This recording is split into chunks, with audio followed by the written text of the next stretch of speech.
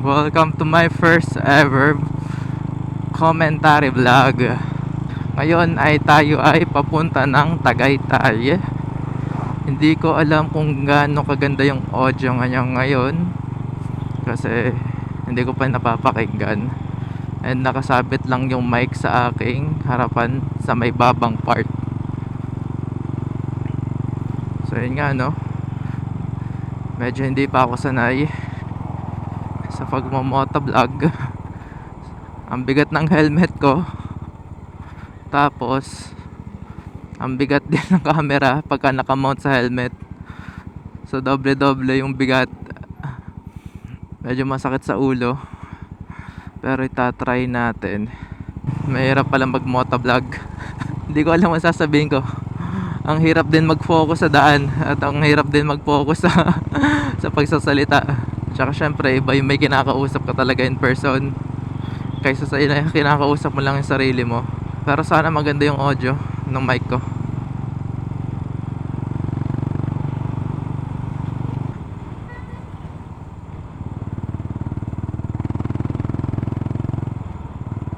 So nandito pa lang tayo sa Chaong, Quezon, at medyo umiinit na. Nalimutan ko din magdala ng gloves or magsuot ng gloves. Hopefully hindi traffic ngayon no, kasi Tuesday ngayon. Hindi ko talaga piniling mag-rides ng weekend kasi sobrang traffic dito sa San Pablo lagi. And pagka pinag-combine mo yung init at yung traffic, sobrang nakakapagod at nakaka-stress. Sana manatiling makulimlim ang kalsada. At makulimlim ang kalsada? Makulimlim ang panahon at maluwag ang kalsada. So mamaya na lang ulit, baka malobat tayo para yung Tagaytay ang makapture natin. See you later. Malapit na tayo ngayon sa may arko ng Quezon. Medyo pa masamang pangitain, makulimlim, pero sana wag umulan.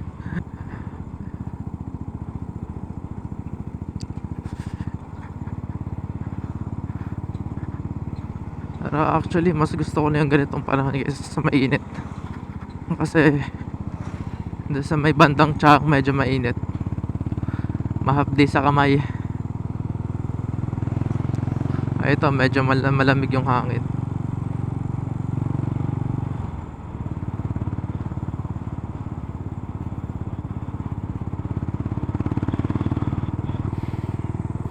Okay, medyo malapit na tayo sa Alaminos. Medyo maaraw na ulit. Grabe, lakas ng ulan siguro dito kanina. Basang basa talaga yung kalsada. Medyo natutuyo na rin naman din yung damit ko, kaya goods lang tayo. Okay, let's see. Medyo delicate sa paliko. Mamaya na tayo mag-overtake.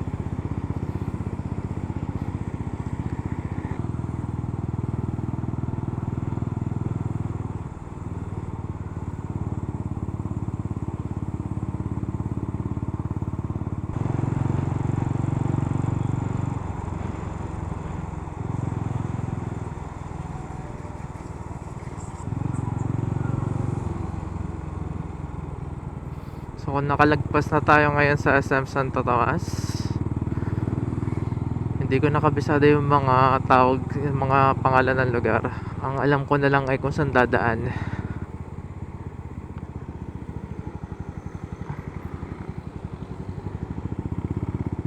Nakakatakot yung daan pagka umuulan kasi madulas.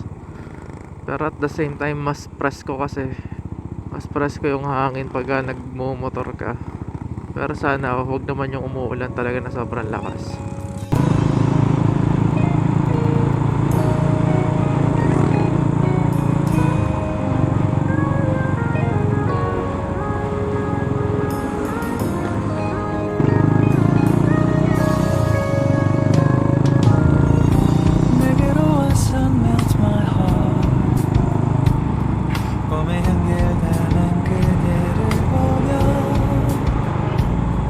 그냥 웃음만 짓게 돼.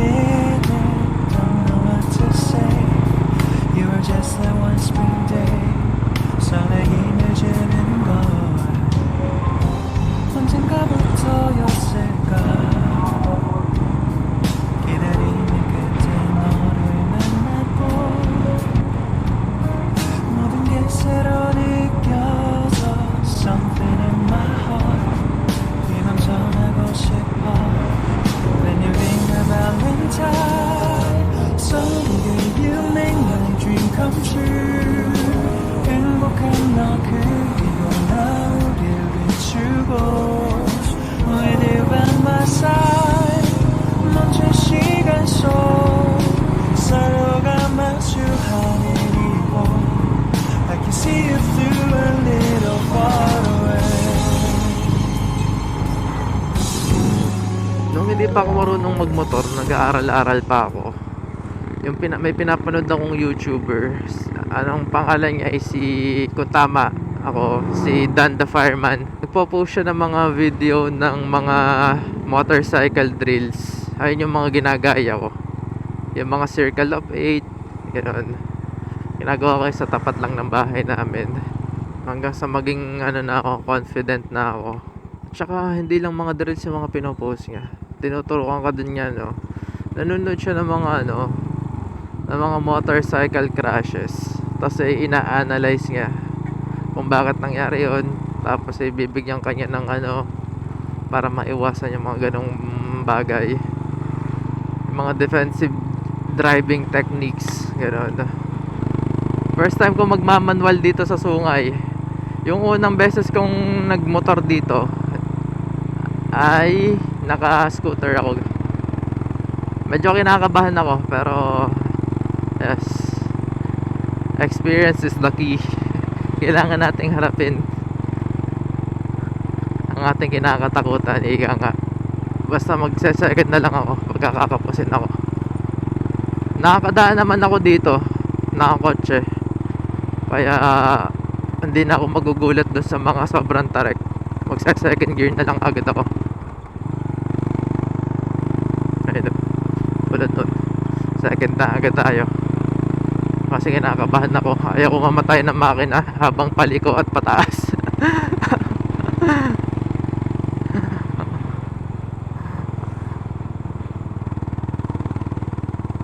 Ayaw ko din. Ayun na. Ba't gano'n? Nahihirapan na agad siya. So magsasecond na tayo.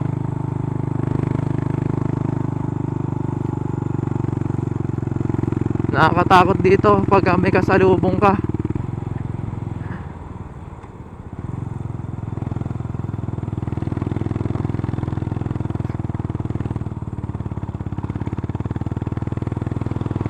Ayun, no, kasi may mga truck pa. Grabe. Nakakatakot.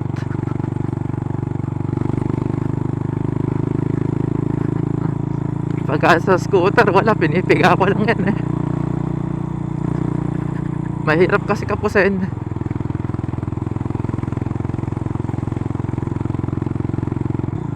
Second talaga. Masyadong mababa ang first gear. Tinesting ko lang, guys.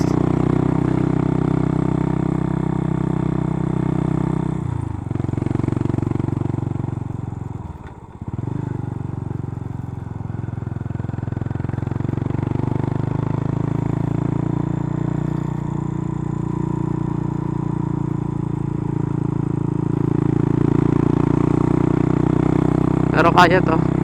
Yung 150cc ko, may OBR din ako noon. Kasama ko girlfriend ko. Kaya. Hindi, walang kapos.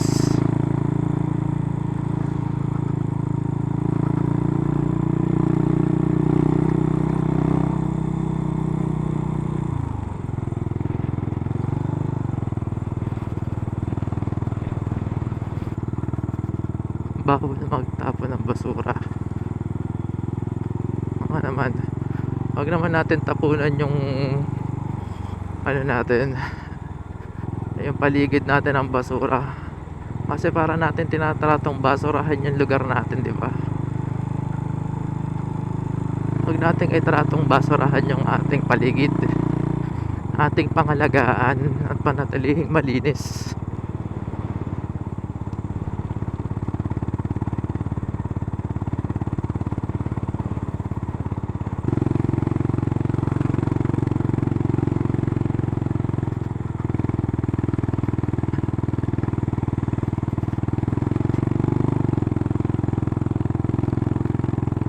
Naiihi na rin ako.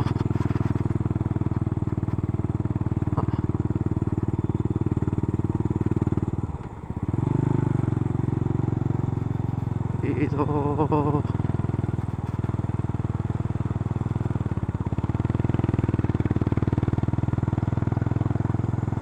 Ito pa yung isa nakakatakot ah.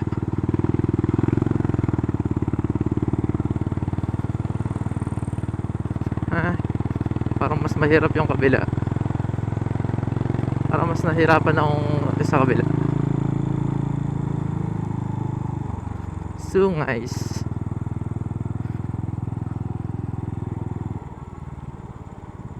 Wala nagsasightseeing ngayon.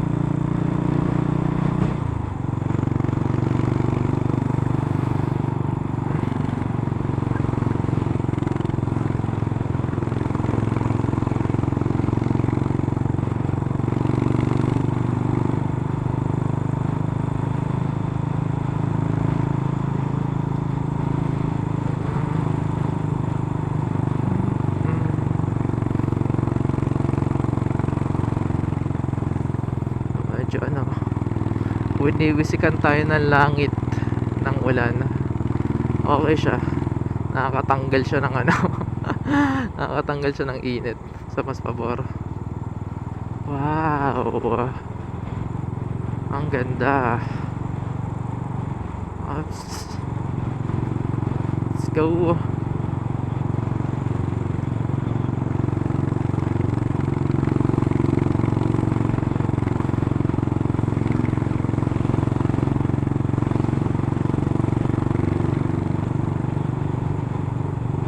Ayaw ko din masyadong mag-lean kasi sobrang tigas ng ano ko, ng gulong ko din.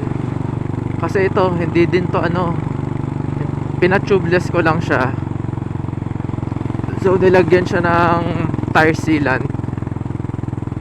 So para hindi mawala ano, hindi masira yung tubeless niya, kailangan sobrang tigas ng ano mo. Sobrang tigas ng gulong.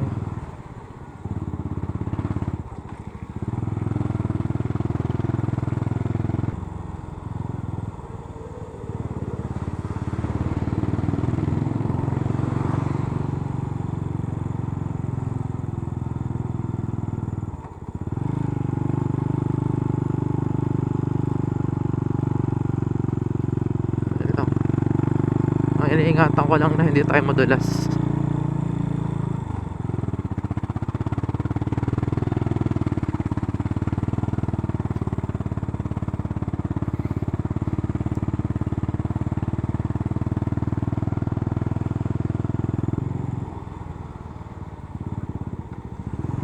Okay, up tayo ulit ng gear.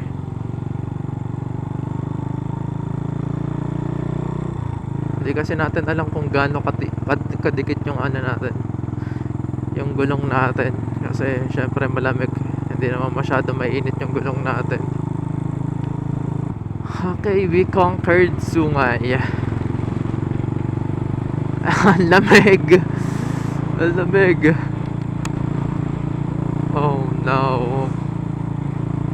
Buti yung pinakamakapal kong jacket ang dinala ko. Ang lamig dito.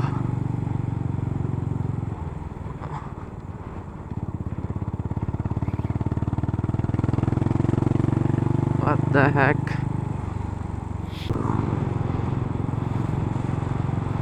So tumigil muna ako sa tabi para hanapin yung shop.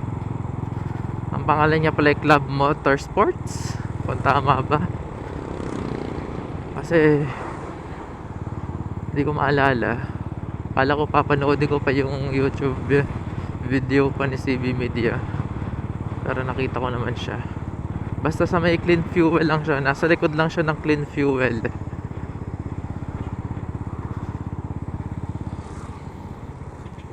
Layo ng dinaya ko para sa kape.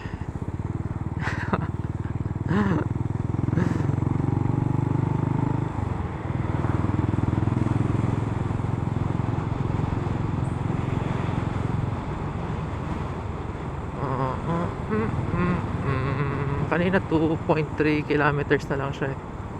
So, lapit-lapit na siya. Hindi na rin ako magpapatagal kasi tanghali na. Nakauwi tayo siguro mga 3 p.m. Baka hindi na rin ako mag-record pa uwi. Ayun na, nakikita ko na yung Clean Fuel, guys. Natabi na tayo dito at mag-slow down na tayo. Di ko alam kung magre-record ako sa loob. Nahihiya ako mag-vlog at magsalita. Baka picturean ko na lang. So yun, we are here.